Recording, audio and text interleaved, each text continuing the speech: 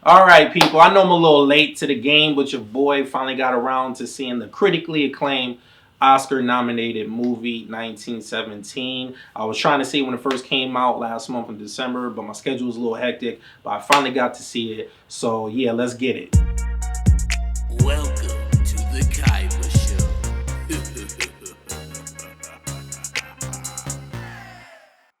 All right, so 1917 is starring your boy Dean Charles Chapman, George McKay. We got some special guest appearances cameo by your boy Mark Strong, Colin Firth, and Benedict Cumberbatch, and is directed by Sam Mendes. And basically, the premise of the movie, without giving too much away, we have two British soldiers set in World War One, hence the title of the movie 1917.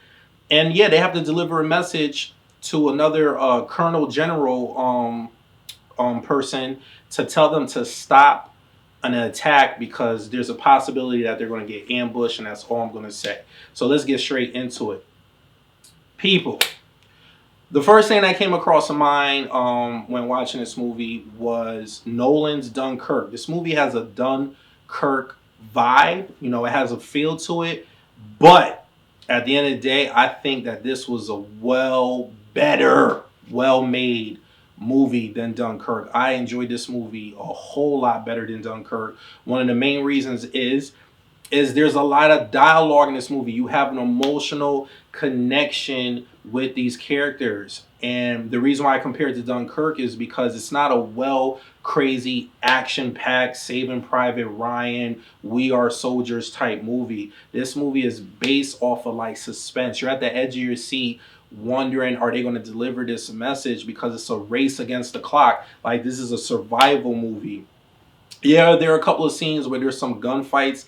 Very minimum scenes. The rest of it is just you're on the edge of your seat. You're panicking for these two characters because they get into some situations where, like I said, it's a race against the clock. They're out there in the middle of a war, people.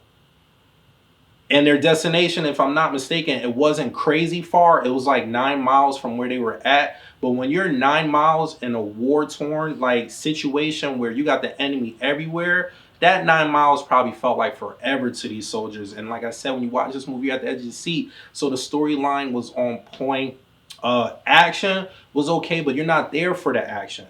You're there to see if these boys are going to deliver, these young men, these two young men, if they're going to deliver this message in time, or are their comrades going to run into an ambush. So I definitely see why this movie got nominated for the stuff it got nominated. And one of the other spectacular things that people kept hyping up the movie is this whole one shot deal. Now, obviously, the movie wasn't done in one shot. If you pay attention, you could definitely check the transition where they probably cut it right there, but they try to do some little slick camera work. But if you pay attention, you can notice it. But still, a lot of the movie is done in one shot, and that must have took a lot of prep for that, and that was dope. I felt like that was a dope aspect to this movie, because it wasn't a bunch of cuts where you could tell there was a lot of editing.